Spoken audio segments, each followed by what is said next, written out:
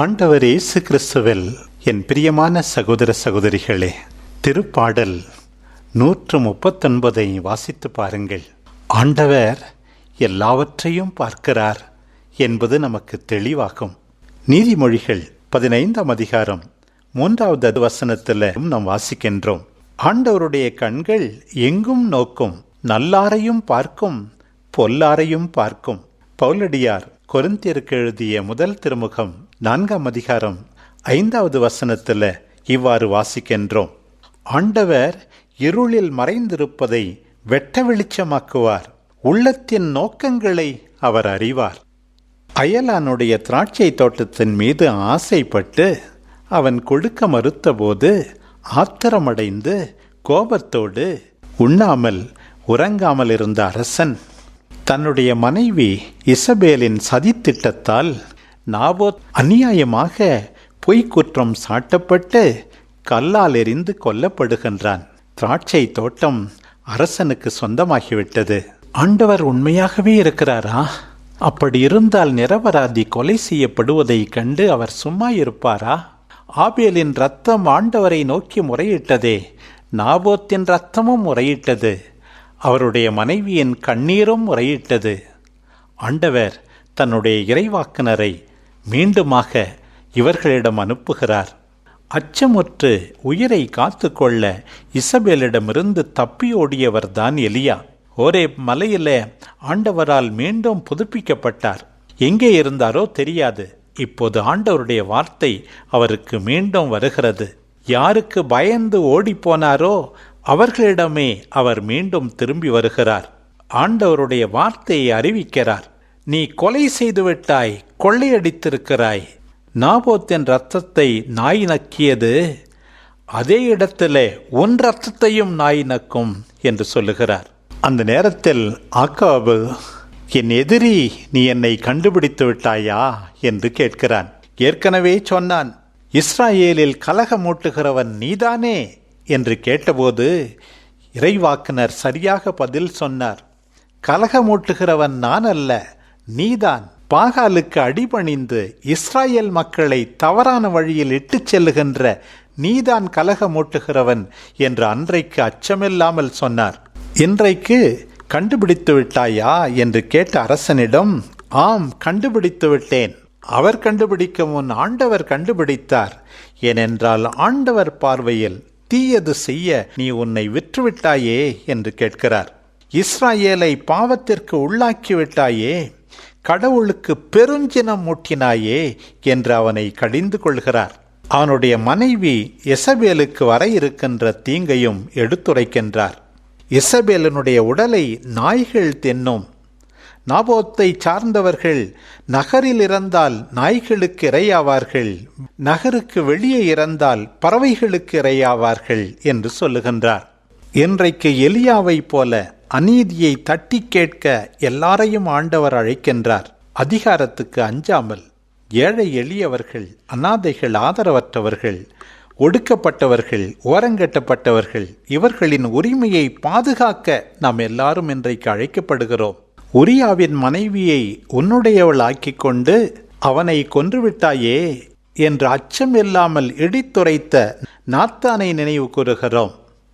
நீ உன் சகோதரனுடைய மனைவியை வைத்திருப்பது முறை அல்ல என்று உரைத்த திருமுழுக்கு யோவானையும் நினைவு கூறுகிறோம். அரசன் முன்பே வந்து நீ திருடன், கொலைகாரன் என்று ஆண்டவரின் பெயரால் தவறை எலியா எடுத்துரைக்கின்றார். நம்முடைய தவற்றை எலியாவை போல எடுத்து கூறி நமக்கு உண்மையை உணர்த்துபவர்கள், நம்மை மனமாற்றத்திற்கு அழைப்பவர்கள் நம்முடைய எதிரிகள் அல்ல, கலகமூட்டுபவர்கள் அல்ல. அவர்களின் குரலுக்கு செவிமடுத்து வாழ்க்கையை மாற்றிக்கொள்ள வேண்டும். ஒரு பக்கம் எலியாவை போல அநீதியை எதிர்த்து போராட, ஏழை எளியோருக்காக குரல் கொடுக்க நாம் எல்லாரும் அழைக்கப்படுகிறோம். இன்னொரு பக்கம் நாம் தவறு செய்திருந்தால் நம்மை திருத்துபவர்களை, நமக்கு உண்மையை எடுத்து கூறுபவர்களை, நம்மை மனமாற்றத்திற்கு அழைப்பவர்களை எதிரிகளாக பாவிக்காமல் அவர்கள் விடுக்கின்ற அழைப்புக்கு செவிமடுத்து புது வாழ்க்கையை தொடங்க வேண்டியது நம்முடைய கடமையாகிறது. அநியாயம் செய்கின்ற அத்தனை பேரும் இன்றைக்கு மனத்திலே இருத்த வேண்டும். ஆண்டவருடைய பார்வைக்கு நம்முடைய எந்த குற்றமும் மறைந்திருப்பதில்லை. நீதிமொழி 24:12 வாசிக்கின்றோம், இதயத்தில் இருப்பதை அவர் அறிகின்றார், உன் எண்ணத்தையும் அறிவார். ஒவ்வொருவருடைய செயலுக்கும் ஏற்றபடி அவர் பலனளிப்பார். பவுலடியார் தீமோத்தேயுக்கு எழுதிய 2ஆம் திருமுகத்திலே குறிப்பிடுகின்றார். 4ஆம் அதிகாரம் 14வது வசனம், கன்னானாகிய அலெக்சாந்தர் எனக்கு நிறைய தீங்கு செய்தான், அவன் செயல்களுக்கு தக்கவாறு ஆண்டவர் அவனுக்கு பதிலளிப்பார் என்று. வேலியே பயிரை மேய்வது போல மக்களை காப்பாற்ற வேண்டிய அரசன் இத்தகைய அநியாயங்களை செய்துவிட்டானே. ஆண்டவரால் அருள் பொழிவு செய்யப்பட்டவன் இப்படி ஒரு துரோகத்தை செய்வதா?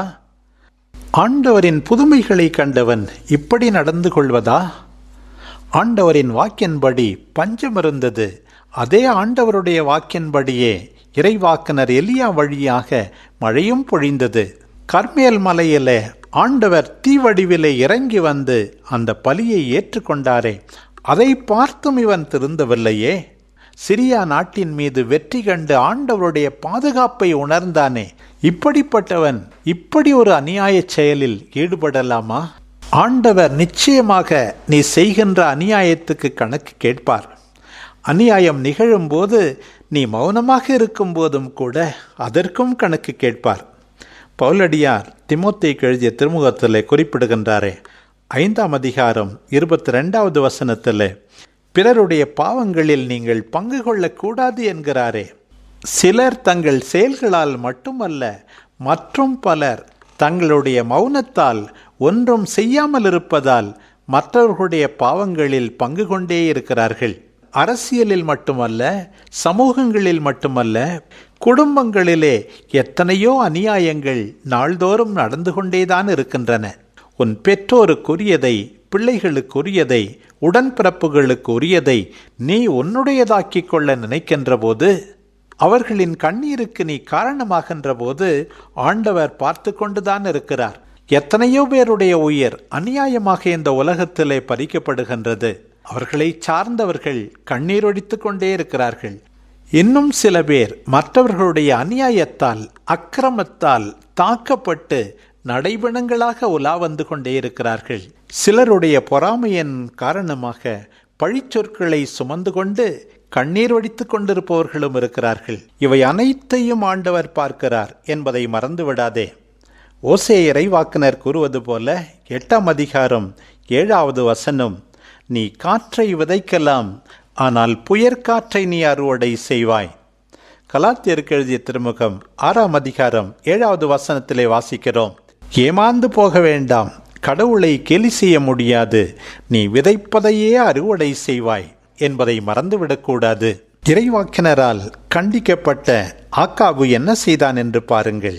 தன் ஆடைகளை கிழித்து கொண்டான், வெற்றுடல் மீது சாக்கு உடை உடுத்தினான், நோன்பு காத்து சாக்கு துணி மீது படுத்தான், பணியோடு நடந்து கொண்டான். ஆண்டவர் அவன் தன்னையே தாழ்த்தி கொண்டதை கண்டு அவன் தண்டனையை தள்ளி போடுகின்றார். ஆக்காபனுடைய மனமாற்றம் முழுமை பெறுவது எப்போது? நாபோத்துவனுடைய உயிரை மீண்டும் அவன் பெற்றுத்தர முடியாது. அவனுடைய நிலத்தை அவனுடைய மனைவிக்கு மீண்டும் சொந்தமாக்கும் போது, பாகாலுக்கும் அசேராவுக்கும் அடிபணிந்து சிலை வழிபாட்டை வளர்த்தானே, அதற்கு பதிலாக ஒரே கடவுளை ஏற்று நம்பி அவருக்கு பிரமாணிக்கமாக வாழ்வது. ஆண்டவர் பார்வையில் தீயது செய்ய மீண்டும் மீண்டும் காரணமாயிருந்தாரே அவனுடைய மனைவி இசபெல். தீமையை எதிர்த்து நன்மை செய்வதில் நிலைத்திருந்தால்தான் ஆக்காபனுடைய மனமாற்றம் முழுமை பெறும். பிரியமானவர்களே, நாம் செய்கின்ற அத்தனையையும் ஆண்டவர் பார்க்கிறார். நம்முடைய வார்த்தைகளுக்கும் செயல்களுக்கும் ஆண்டவருக்கு கணக்கு கொடுக்க வேண்டும் என்பதை மனத்தில் கொள்ளுவோம். யாருக்கும் அநீதி செய்யாமல் இருப்போம். அநீதி நிகழும் போது ஆண்டவர் பெயரால் தட்டி கேட்போம். ஆண்டவருக்கு ஓவாத அனைத்து காரியங்களையும் விட்டொழித்து மனம் மாறி அவரை இறுகப் பற்றி கொண்டு நீதியோடு நடப்போம். இரக்கச் செயல்களை புரிவோம். அவருக்கு நன்றி கூறி வாழ்வோம். ஆமென்.